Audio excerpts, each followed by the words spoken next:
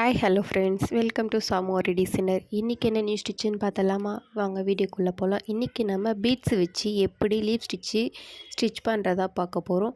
Type 1, type 2, type 3 நம்ம ஒரே வீடியோவில் பார்க்கலாம். இப்போ நான் பாருங்கள், கிராஸாக போகிற லீவ் ஸ்டிச்சு தான் நான் எடுத்திருக்கேன். ஸோ இது எப்படி பண்ணணுன்றதை நான் சொல்கிறேன்.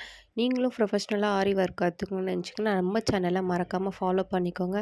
நான் போகிற ரெகுலரான வீடியோ நீங்கள் செக் பண்ணிங்கனாலே கண்டிப்பாக நீங்களும் ப்ரொஃபஷ்னலாக ஆரி ஒர்க் ஆக முடியும். மறக்காமல் நம்ம சேனலை ஃபாலோ பண்ணிக்கோங்க. அப்போ தான் நான் சொல்கிற டிப் அண்ட் ட்ரிக் உங்களுக்கு புரியும். வீடியோ ஸ்கிப் பண்ணாமல் பாருங்கள். இப்போ பாருங்கள், நம்ம கிராஸாக போட போகிறோம். ஸோ எந்த அளவுக்கு உங்களுக்கு எத்தனை பீட் கரெக்டாக வருதுன்னு நீங்கள் ஃபஸ்ட்டு செக் பண்ணிக்கோங்க. இப்போ நான் 5 பீட் எடுத்திருக்கேன், எனக்கு செட் ஆகலை. நெக்ஸ்ட்டு நான் 7 பீட் எடுக்கிறேன். ஸோ கிராஸாக கரெக்டாக வருதா அப்படின்னு நீங்கள் பார்த்துட்டு ஓகே. இப்போ நான் கலர் பீட் எடுத்துக்கிறதால இது ரொம்ப குட்டியாக இருக்குன்றதால பீட்ஸ் அதிகமாக வருது. இதே நீங்கள் கோல்டன் சுகர் பீட் எடுத்திங்கன்னா அது கொஞ்சம் இதை விட பெருசாக இருக்குன்றதால ஒரு 5 பீட் ஆர் 6 பீட்லேயே உங்களுக்கு கிராஸாக போகிறதுக்கு கரெக்டாக இருக்கும். இப்போ நான் 8 பீட் கிட்ட எடுத்திருக்கேன் பாருங்கள். நான் ஃபஸ்ட்டு கிராஸாக ஒரு ஸ்டிச் போட்டுக்கிறேன். ஸ்டிச் போட்டு பீட்ஸ் வச்சு ஒரு லாக் போட்டுக்கிறேன். லாக் போட்டு மறுபடியும் நான் மேலே கொண்டு போகிறேன். ஒரு செயின் ஸ்டிச் போட்டுட்டு தென் அகைன் ஒரு குட்டி லாக் போடுறேன்.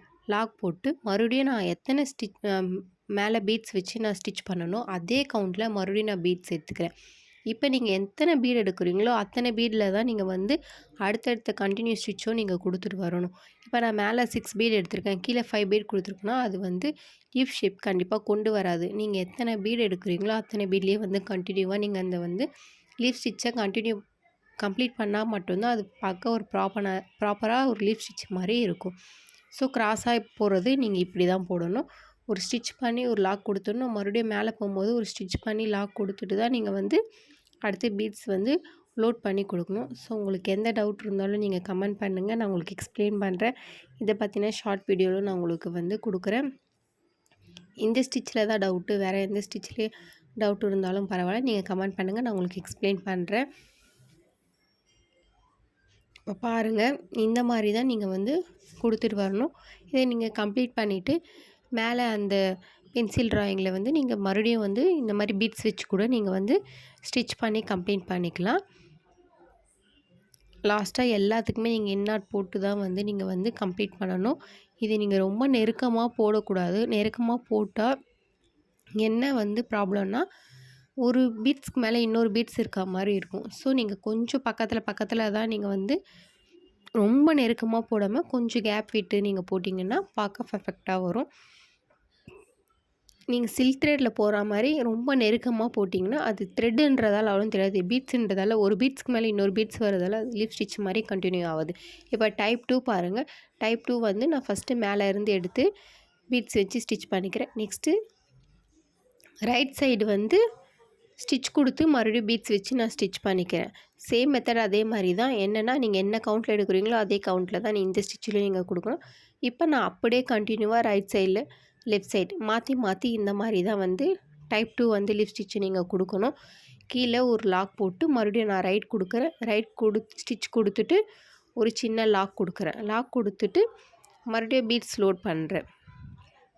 பாருங்கள், பீட்ஸ் நான் லோட் பண்ணிக்கிறேன். லோட் பண்ணிவிட்டு மறுபடியும் ஒரு ஸ்டிச் கொடுத்துட்டு மறுபடியும் ஒரு குட்டி லாக் கொடுத்துட்டு தான் நான் மறுபடியும் லெஃப்ட் சைடே போகிறேன்.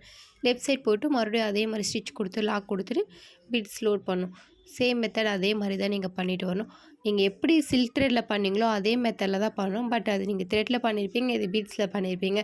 கட் பீடு எந்த பீடு இருந்தாலும் இதே மெத்தடில் தான் நீங்கள் பண்ணிட்டு வர மாதிரி இருக்கும். உங்களுக்கு இந்த ஷேப் கரெக்டாக கையில் வரல, எனக்கு கரெக்டாக வரைய தெரியல அப்படின்னு நீங்கள் நினச்சிங்கன்னா பின்ட்ரெஸ்ட் ஆப்பில் நீங்கள் போனீங்கனாலே லீஃப் ட்ராயிங் போட்டிங்கனாலே அதுலேயே நிறைய ஷேப்பில் கரெக்டாக வரும். ஸோ உங்களுக்கு எந்த ஷேப் கரெக்டாக இருக்குமோ அதை நீங்கள் சூஸ் பண்ணி ட்ரா பண்ணி நீங்கள் போட்டிங்கன்னா அதுவும் பர்ஃபெக்டாக வரும். ஸோ ஒரு சிலவங்களுக்கு ஷேப் கரெக்டாக வராது. அது அந்த மாதிரி இருக்கவங்க நீங்கள் அந்த மாதிரி ட்ரை பண்ணி போட்டிங்கன்னா ஷேப் உங்களுக்கு கரெக்டாக வரும். ஸோ இந்த மாதிரி தான் நீங்கள் கண்டினியூவாக செகண்ட் டைப் லீஃப் ஸ்டிச் நீங்கள் ஸ்டிச் பண்ணிடணும். எந்த கேப் இல்லாமையும் ஸ்டிச் பண்ணணும். அப்போ தான் பார்க்க பர்ஃபெக்டாக இருக்கும். நான் கலர் பீடில் கொடுத்துருக்கேன். நீங்கள் எந்த பீடில் வேணாலும் செக் பண்ணி பார்க்கலாம். நீங்கள் கலர் பீடுக்கும் சுகர் பீடு கோல்டன் கலருக்கும் அது கொஞ்சம் பெருசாக இருக்கும், இது கொஞ்சம் குட்டியாக இருக்கும். அதுதான் வித்தியாசம், வேறு எந்த வித்தியாசமும் கிடையாது இதில்.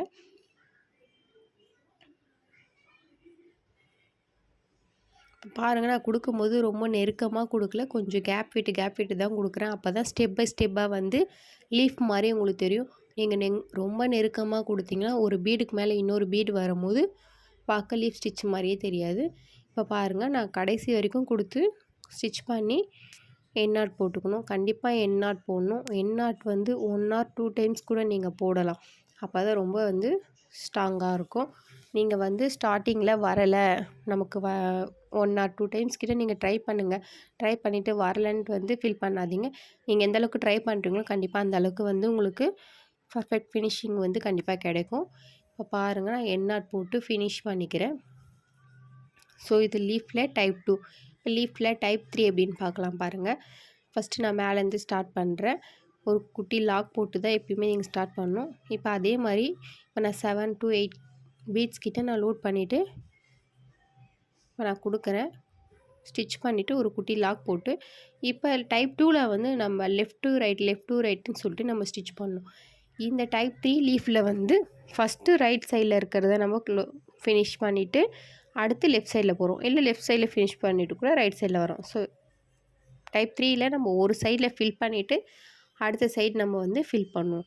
பாருங்க, ஸ்டிச் போட்டு லாக் போட்டு மறுபடியும் அதே மேலே ஸ்டிச் போட்டு லாக் போட்டு இந்த மாதிரி தான் நீங்கள் கண்டினியூ எடுத்துகிட்டு வர மாதிரி இருக்கும். இந்த ஸ்டிச்சில் பார்த்தீங்கன்னா இந்த ஸ்டிச்சில் என்ன இருக்குன்னு பார்த்தீங்கன்னா, நீங்கள் எப்படி லெஃப்ட் டு ரைட் போட்டு வர்றது வந்து கேப் எதுவும் நடுவில் வராது. இந்த ஸ்டிச்சில் வந்து நீங்கள் ஃபஸ்ட்டு ரைட் சைடு முடிச்சுட்டு அடுத்து லெஃப்ட் சைடு வந்து நீங்கள் ஃபில் பண்ணுறதால நடுவில் வந்து அந்த கோடு இருக்குது பார்த்தீங்களா, அங்கே கேப் வரும். அதை நம்ம எப்படி ஃபினிஷ் பண்ணுறோன்றதை நான் கடைசியில் சொல்லியிருக்கேன் பாருங்கள்.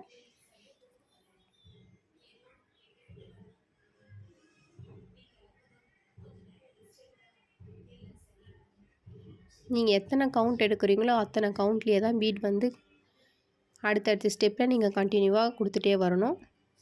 ஒரு பீட் வந்து 6 எடுத்து அடுத்த ஸ்டிச்சில் 7 எடுத்துகிட்டு போட்டிங்கன்னா லீஃப் மாதிரி கண்டிப்பாக தெரியாது, ஷேப் மாறும்.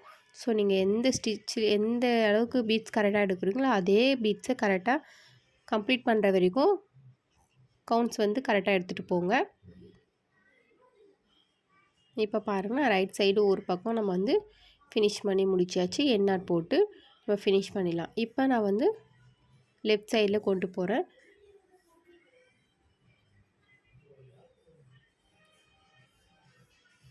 நான் ஒரு ஸ்டிச் போட்டு லாக் போட்டு அதுக்கப்புறம் தான் பீட்ஸ் வந்து லோட் பண்ணுறேன். பீட்ஸ் லோட் பண்ணிட்டு ஸ்டிச் போட்டு லாக் பண்ணிவிட்டு மறுபடியும் மேலே கொண்டு போய் ஸ்டிச் போட்டு லாக் பண்ணுறேங்க பாருங்கள். ஸ்டிச் போட்டு லாக் பண்ணுறேன்னா மேலே கொண்டு போய் ஸ்டிச் போட்டு லாக் போட்டு அப்புறம் தான் நான் கீழே வந்து பீட்ஸ் வந்து லோட் பண்ணி நான் கொடுக்குறேன்.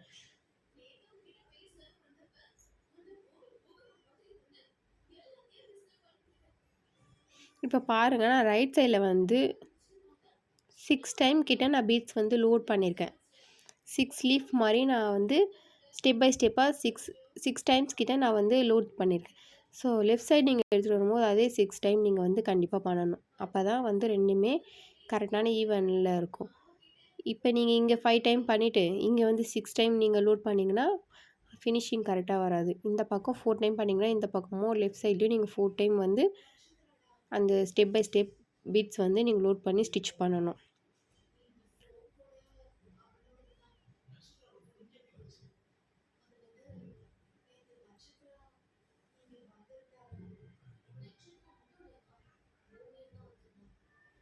இப்போ பாருங்கள், இதை நம்ம கம்ப்ளீட் பண்ணிவிட்டு எண்ட் நாட் போட்டு ஃபினிஷ் பண்ணியாச்சு. இப்போ நடுவில் கேப் இருக்குது. இந்த கேப் என்ன பண்ணுறதுன்னு பார்த்திங்கன்னா, நம்ம மேலே போட்டிருக்கோம் பார்த்தீங்களா ஸ்டிச்சு, அதுக்கு அங்கே ஒரு ஸ்டிச் போட்டு குட்டி லாக் போட்டு நான் ஸ்டார்ட் பண்ணுறேன். இப்போ அங்கே மேலேருந்து கீழே வர வரைக்கும் உங்களுக்கு எவ்வளோ பீட்ஸ் வந்து லோட் பண்ண முடியுதோ அந்த அளவுக்கு பீட்ஸை வந்து நீங்கள் லோட் பண்ணிக்கலாம். இப்போ பாருங்கள், நான் ஒரு 8 to 10 பீட்ஸ் கிட்ட நான் வந்து லோட் பண்ணி நான் கொடுக்குறேன். இங்கே பாருங்கள், 10ல் நான் மறுபடியும் வந்து ஸ்டிச் பண்ணுறதுக்கு லோட் கொடுக்குறேன். கொடுத்துட்டு கீழே ஸ்டிச் பண்ணிவிட்டு எண்ட் நாட் போட்டு ஃபினிஷ் பண்ணுறேன். இது பார்க்க லீஃப் ஸ்டிச் மாதிரியே இருக்கும். ஸோ டைப் 1, டைப் 2, டைப் 3 நம்ம 3மே ஒரே வீடியோவில் கொடுத்துருக்கோம்.